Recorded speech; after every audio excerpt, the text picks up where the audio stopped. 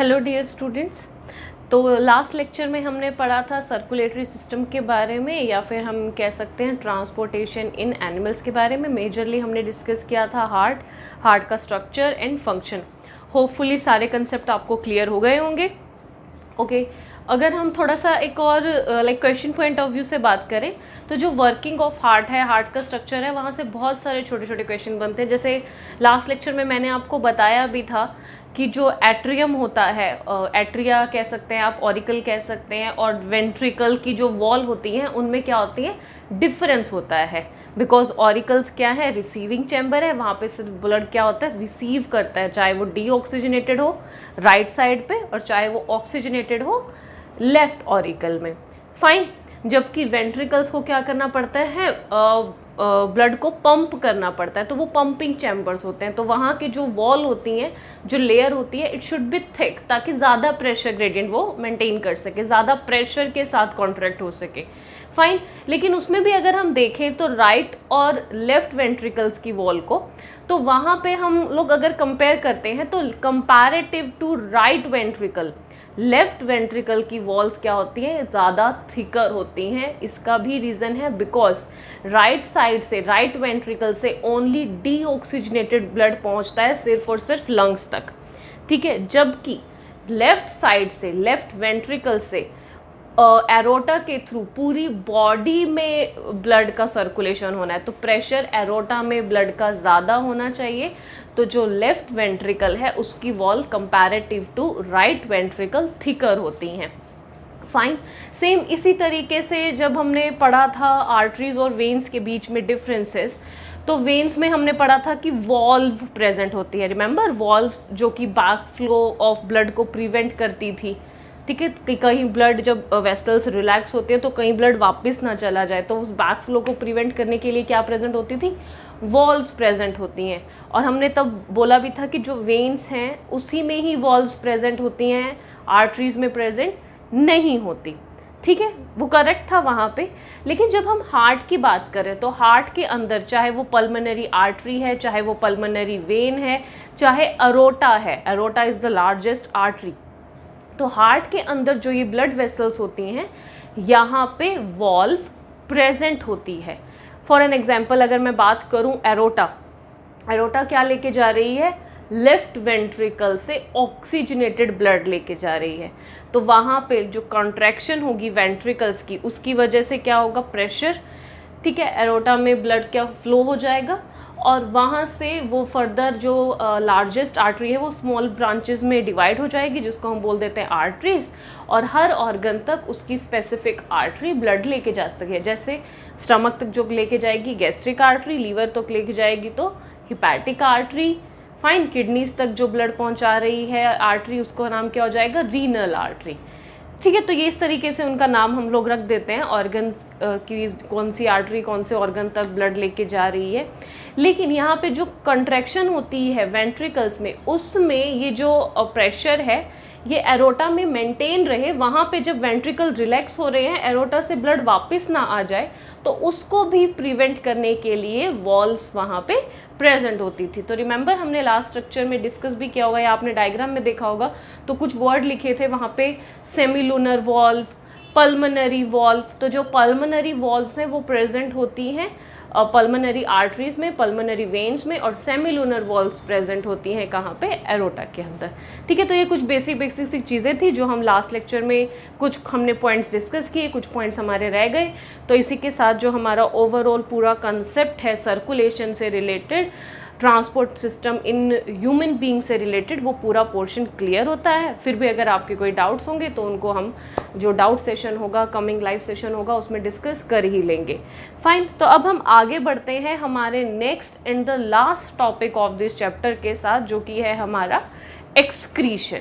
और एक्सक्रीशन को शुरू करने से पहले सबसे पहले हम देख लेते हैं कि ये जो एक्सक्रीटरी प्रोडक्ट हैं ये बन किस वजह से रहे हैं, कहाँ से बन रहे हैं, किस तरीके से इनका फॉर्मेशन हो रहा है, और किस तरीके से ये बॉडी से एलिमिनेट होंगे।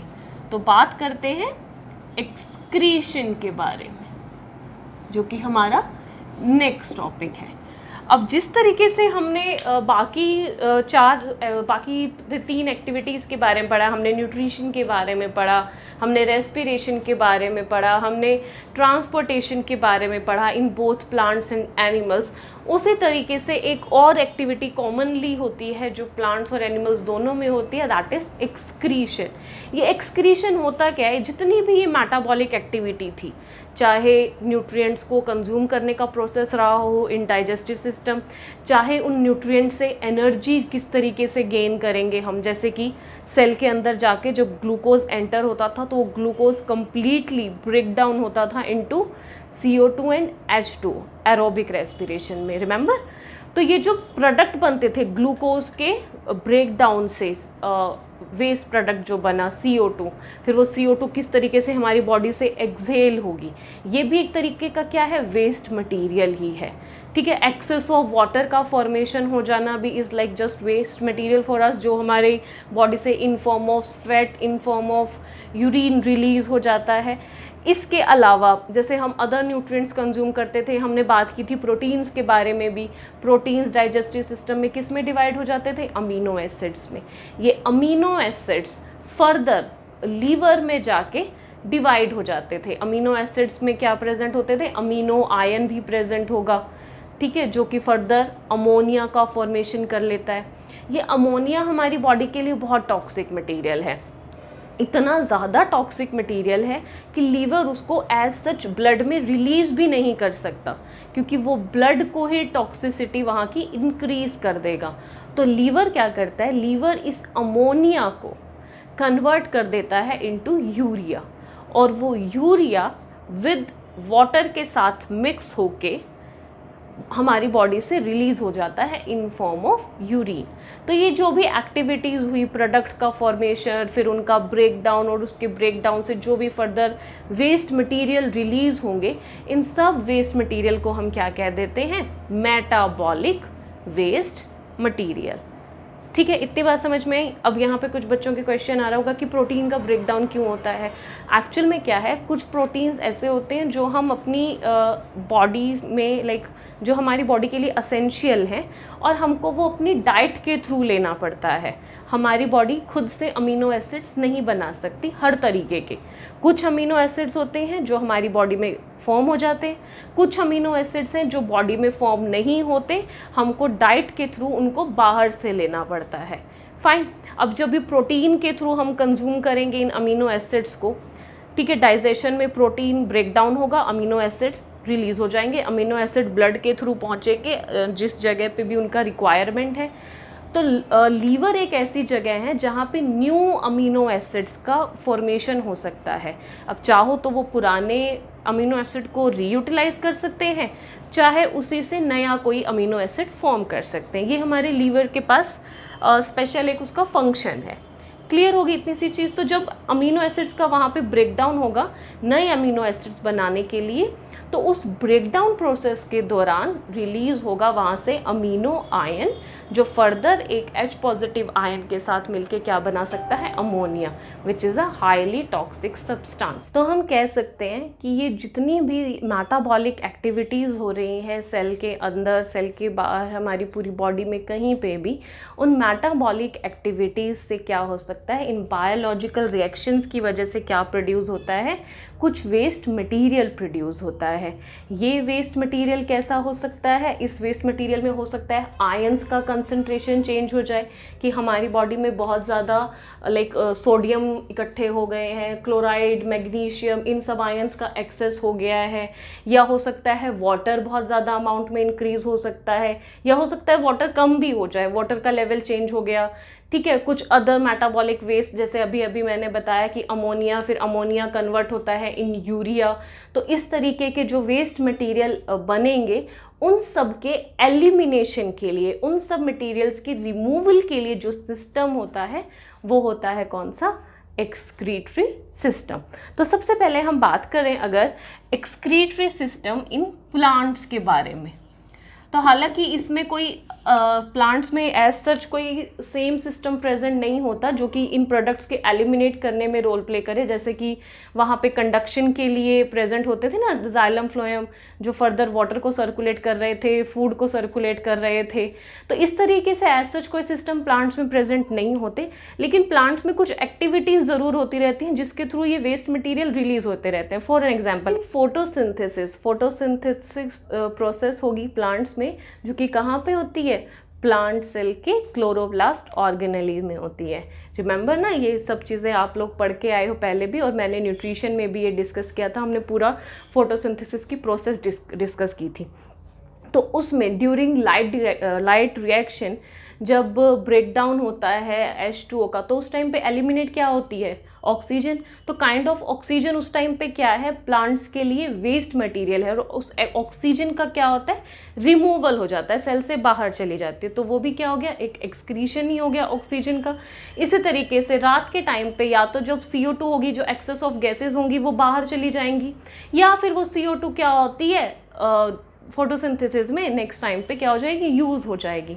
इसी तरीके से अगर हम बात करें, हमने बात की थी जब ट्रांसपोर्टेशन में बात की थी, रेस्पिरेशन में भी बात की थी ट्रांसपिरेशन के बारे में, कि जब कभी भी जो ये गार्ड सेल्स हैं, इनकी वजह से जब स्टोमेटा ओपन होता है किस चीज़ के लिए, गैसियस एक्सचेंज के लिए, तो उस टाइम पे जब एक्सेस ऑफ वाटर होगा, क्योंकि हाई कंसंट्रेशन में वहाँ पे प्रेजेंट है, तो उसका भी क्या हो जाता है, इवेपोरेशन, ट्रांसपिरेशन इस प्रोसेस को बोलते थे, रिमेंबर।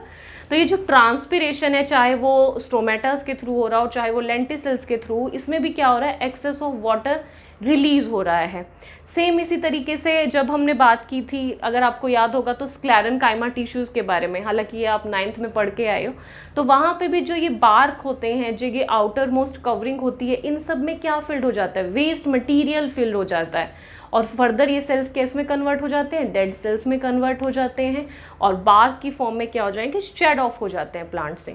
तो ये जो बार्क हुए, ट्रांसपिरेशन हुई, गैसेस एक्सचेंज में जो एक्सेस ऑफ गैसेस रिमूव हो रही हैं, प्लांट से रिलीज हो रही हैं, ये सब क्या है, एक्सक्रीटरी प्रोडक्ट्स ही हैं, जो फर्दर प्लांट सेल से, ऑर्गेनिज्म से, या फिर कह सकते हैं सेल से रिलीज हो रहे हैं।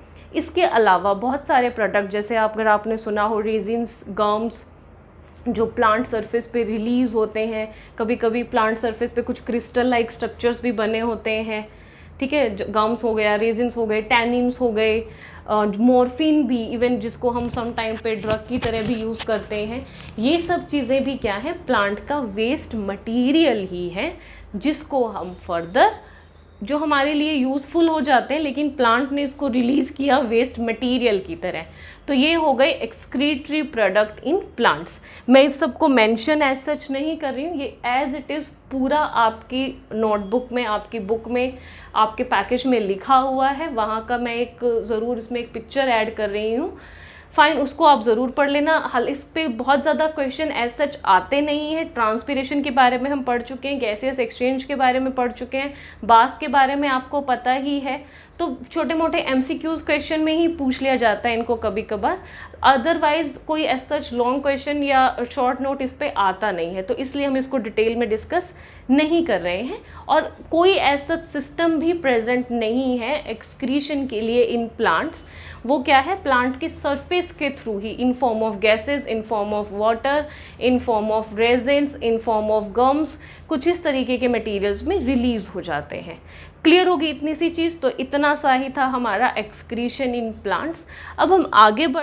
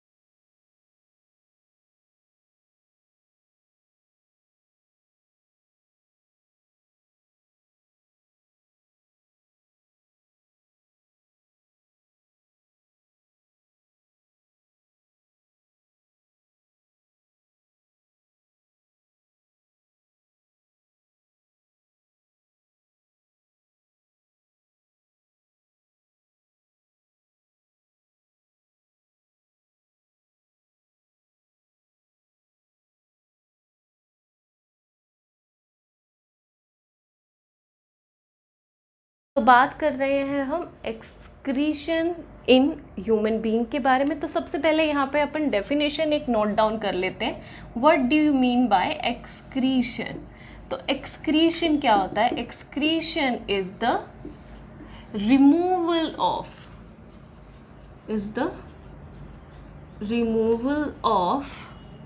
metabolic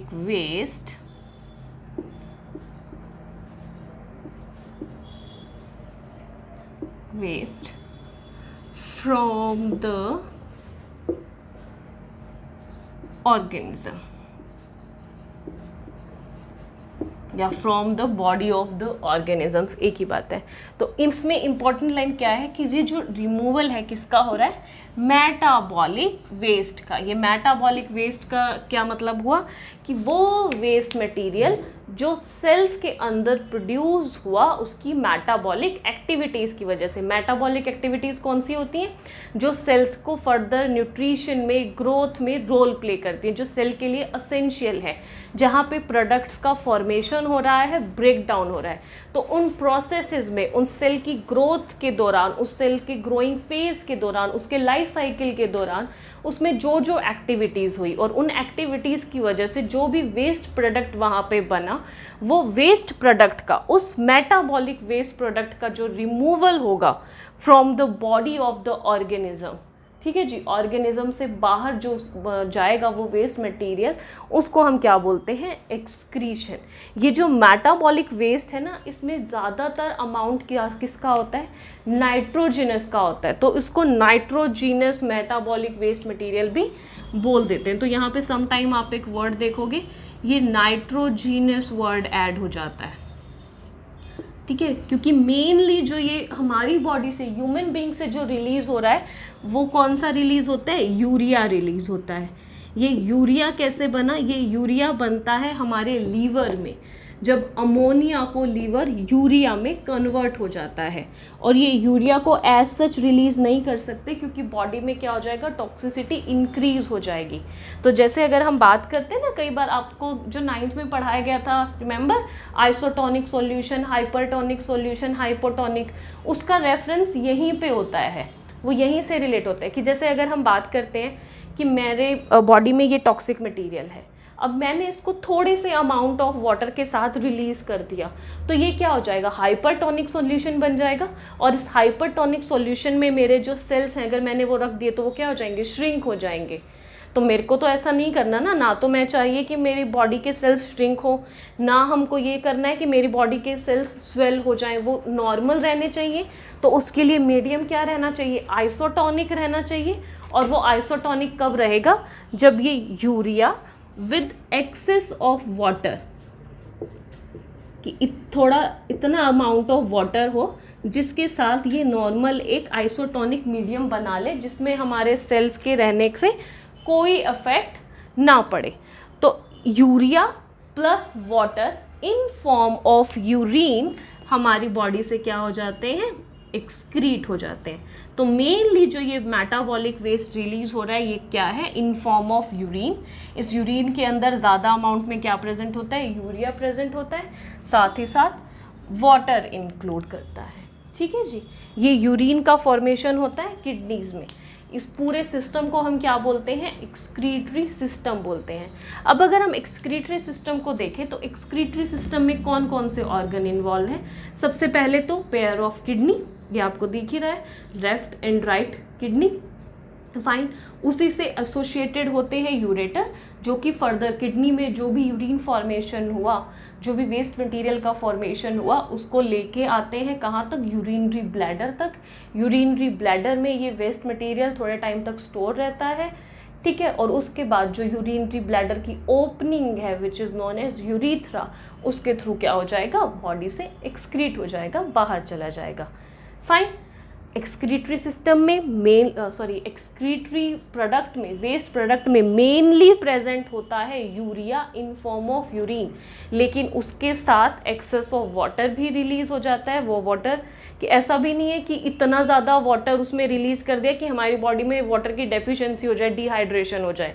जितना पानी उसके साथ रिलीज़ होगा वो हमारी बॉडी के लिए एक्सेस ही होगा। इसीलिए बोलते भी हैं कि पानी आपको ज़्यादा पीना चाहिए, उसकी कमी नहीं होनी चाहिए, बिकॉज अगर पानी की कमी हो गई तो यूरिन का जो फ्रीक्वेंसी है वो भी डिक्रीज़ हो जाएगी, और वो अगर डिक्रीज़ हुई तो उसकी वजह से यूरिया टाइम से टाइम बाहर नहीं जा पाएगा और वो हमारी बॉडी में एक्यूमुलेट होना शुरू हो जाएगा, जो बॉडी के लिए क्या है, हार्मफुल सब्सटेंस है।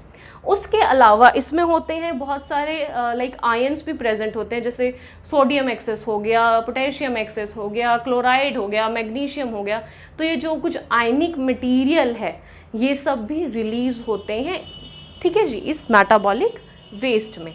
फाइन, अब हम बात करते हैं एक्सक्रीटरी सिस्टम के बारे में और देखते हैं एक्सक्रीटरी सिस्टम में कौन कौन से ऑर्गन इन्वॉल्व हैं और वो किस तरीके से अपना फंक्शन करते हैं। तो सबसे पहले excretory system,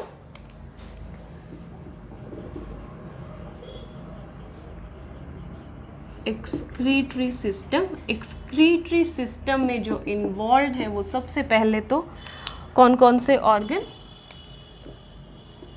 first a pair of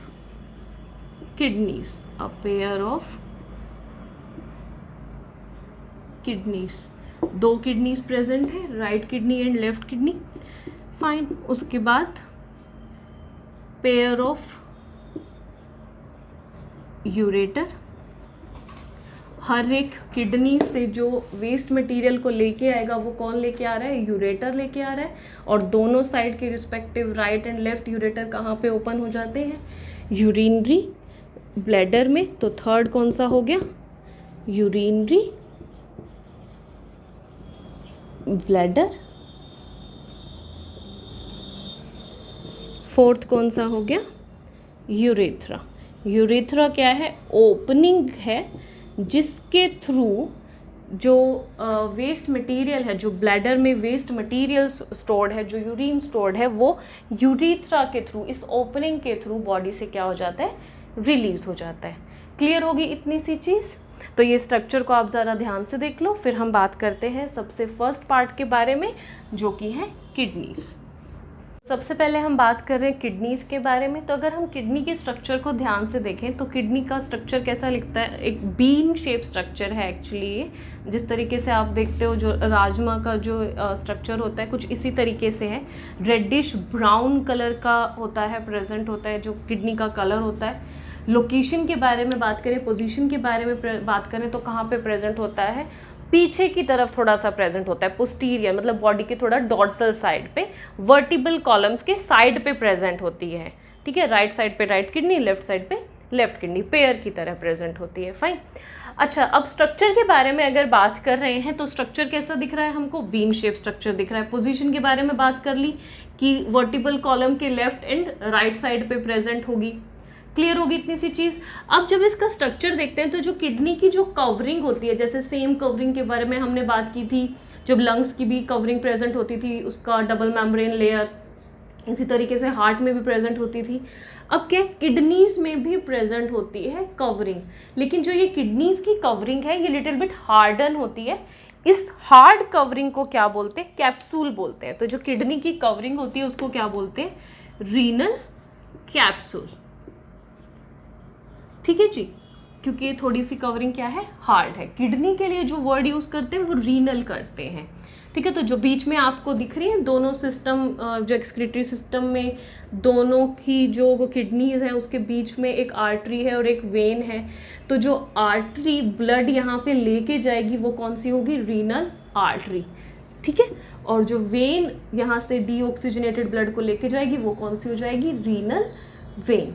fine, shape देखा तो किस तरीके की शेप है, कुछ बीन शेप लाइक स्ट्रक्चर है, ठीक है। इसमें जो इंटीरियर सरफेस है, इनर सरफेस है, ये क्या है, इसमें थोड़ा सा डिप्रेशन प्रेजेंट है। इस डिप्रेशन वाले एरिया को क्या बोलते हैं, हाइलम। इसको क्या बोलते हैं, हाइलम। और इस हाइलम के थ्रू ही जो भी आर्टरीज, जो भी वेन्स, जो भी यूरेटर भी इवन जो यहाँ पे एंटर कर रहा है वो इस हाइलम पोर्शन से ही एंटर करता है। तो कोई भी जो आर्टरी, वेन, वेसल्स जो भी कुछ एंटर करेगा वो कहाँ से करेगा, इस हाइलम पोर्शन से, इस डिप्रेशन पोर्शन से। फाइन, इतनी सी बात होगी। कवरिंग के बारे में बात हो गई। फिर अगर बात करें जो किडनीज है, किडनीज को हम इंटरनली दो पार्ट में डिवाइड कर देते हैं। एक तो जो होता है इसका इनर पोर्शन, इस इनर पोर्शन को क्या बोलते हैं, रीनल, किडनीज के लिए वर्ड क्या यूज कर रहे हैं, रीनल मेडुला, ठीक है जी। आउटर कौन सा होता है, रीनल कॉर्टेक्स। तो इस तरीके से किडनीज को इंटरनली दो पार्ट में डिवाइड कर देते हैं। तो सबसे पहले हमने बात की किसके बारे में, किडनीज की कवरिंग के बारे में। कवरिंग का नाम क्या होता है, रीनल कैप्सूल। फिर उसके बारे में बात की स्ट्रक्चर कैसा है, बीन शेप स्ट्रक्चर है। फिर उसके बाद जो बात की कि वो डिप्रेशन लाइक जो सरफेस प्रेजेंट है इसको क्या बोलते हैं, हाइलम बोलते हैं। इसके थ्रू क्या होगा, जो भी रीनल आर्टरी या वेन जो भी एंटर कर रही है वो इसी पोर्शन के थ्रू एंटर कर रही है। इवन जो यूरेटर है वो भी यहीं से ही एंटर करता है। क्लियर होगी इतनी सी चीज। इनर पार्ट को क्या बोलते हैं, रीनल मेडुला, आउटर को क्या बोलते हैं, रीनल कॉर्टेक्स। काम क्या होता है, किडनीज काम करती हैं ब्लड को फिल्टर करने का। फिल्टर किस तरीके से करने का, कि जो भी ब्लड के साथ हार्मफुल वेस्ट मटेरियल आता है वो वेस्ट मटेरियल्स को किडनीज क्या करती हैं, फिल्टर करके अपने पास रख लेती हैं और साफ सुथरे ब्लड को वहाँ से भेज देती हैं। ठीक है, ऑक्सीजन से इसका कोई लेना देना नहीं है, ऑक्सीजनेटेड डीऑक्सीजनेटेड में कोई रोल प्ले नहीं करती। क्लियर होगी इतनी सी चीज़। दूसरा क्या काम करती है, ये जो वेस्ट मटेरियल है ये उसको बॉडी से रिलीज करने का, इस वेस्ट मटेरियल को, इस यूरिन को फॉर्म करने का काम होता है किडनीज का। तो ये कुछ इस तरीके से आयनिक कंसंट्रेशन बैलेंस करती है कि जो मीडियम हो यूरिन का वो ना तो बहुत ज़्यादा हाइपरटोनिक हो ना ही क्या हो, हाइपोटोनिक हो, वो क्या रहे, आइसोटोनिक मीडियम में रहे, ताकि सेल्स पे उसका कोई इफेक्ट ना हो। इस चीज़ को बोलते हैं ऑस्मो रेगुलेशन। तो ये दो बहुत इंपॉर्टेंट फंक्शन हैं हमारी किडनी के। One is filtration of blood and second is osmo regulation. Clear होगी इतनी सी चीज़। उसके बाद नेक्स्ट बात कर रहे हैं यूरेटर। तो ureter is just like a tube like structure जिसका एंटीरियर पार्ट क्या है, ब्रॉडर है, पोस्टीरियरली ये क्या हो जाता है, लिटिल बिट नैरो हो जाता है और एंटर होता है कहाँ पे, किसके अंदर, यूरिनरी ब्लैडर के अंदर। क्या लेके जाएगा, बस किडनीज में जो भी फिल्ट्रेशन ऑफ ब्लड के बाद जो यूरिन का फॉर्मेशन होता है उस यूरिन को लेके जाने का काम है कहाँ तक, यूरिनरी ब्लैडर तक।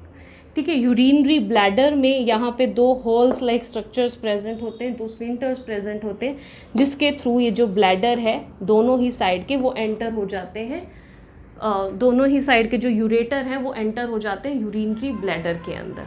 फाइन, यूरिनरी ब्लैडर की बात करें तो urinary bladder is a pear shaped like structure.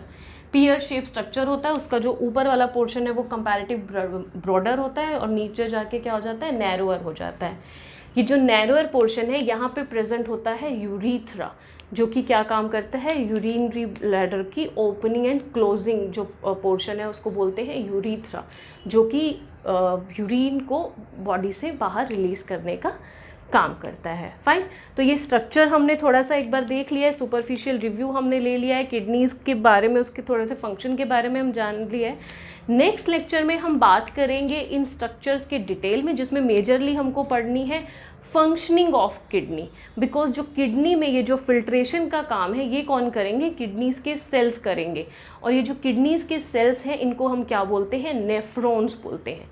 तो मेनली जो फिल्ट्रेशन ऑफ ब्लड होता है वो किसके थ्रू होता है, नेफ्रॉन्स के थ्रू होता है। और जो नेफ्रॉन्स का स्ट्रक्चर है वो लाइक थोड़ा सा कॉम्प्लेक्स स्ट्रक्चर है, ट्यूबुलर स्ट्रक्चर है, जिसको हम फर्दर नेफ्रॉन्स को भी हम फर्दर दो पार्ट में डिवाइड कर देते हैं। उसके एक पार्ट को हम बोलते हैं कौन सा पार्ट, ग्लोमेरुलस पार्ट, और दूसरा कौन सा हो जाता है, ट्यूबुलर पार्ट। ये जो ट्यूब पोर्शन है इसको फर्दर 3 पार्ट्स में डिवाइड कर दिया जाता है। तो नेफ्रॉन की फंक्शनिंग स्ट्रक्चर के बारे में बात करेंगे नेक्स्ट लेक्चर में। ठीक है जी, और ये सब चीज़ें मैंने आपको एक सुपरफिशियली बता दी हैं, लेकिन नेक्स्ट लेक्चर में हम इसको नोट डाउन कर लेंगे।